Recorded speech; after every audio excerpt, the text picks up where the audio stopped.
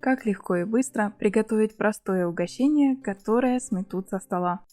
Нам понадобится творог, сахар, щепотка соли для того, чтобы подчеркнуть вкус творога. У меня творог неоднородный. Для теста лучше брать более мягкую текстуру, поэтому разомну его вилкой. Яйцо не только соединит компоненты теста, придаст ему мягкости, но и яркий желток окрасит будущие пончики в аппетитный кремовый цвет. Для воздушности, пушистости теста я взяла соду. Добавляю ее к сметане, перемешиваю и отправляю в тесто.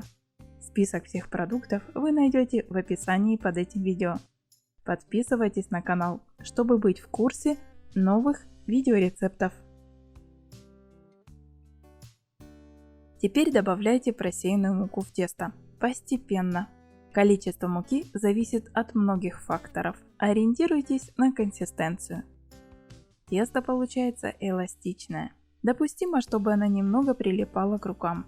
Теперь для равномерного приготовления нам нужно придать творожным палочкам одинаковую форму. Я сделала так. Вначале все тесто разделила на 4 равные части. Для удобства смазываю поверхность растительным маслом. Каждую часть раскатываю в колбаску и делю ее вначале напополам, а потом еще на 2 части. Можно такие творожные пончики кушать с любыми добавками. Сгущенным молоком, ягодными, карамельными, шоколадными соусами, да хоть с сахарной пудрой. В этом видео покажу вкусную панировку. Для этого сахар смешиваем с корицей. На разогретую сковороду наливаем побольше масла и кладем творожные пончики.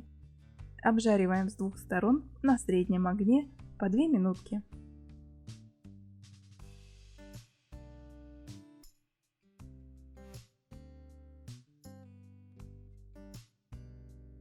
Не отходите далеко, изделия румянятся быстро.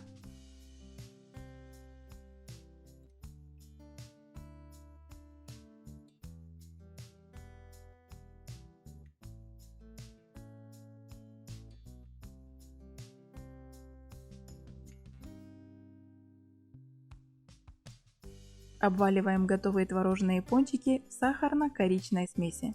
Карамельная корочка. Румяные, мягкие и воздушные.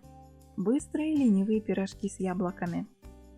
Удачный рецепт пончиков уже ждут вас в заставках к этому видео. А в описании ленивые пирожки с картошкой и шоколадный пирог с творожно-кокосовыми шариками. Приятного аппетита!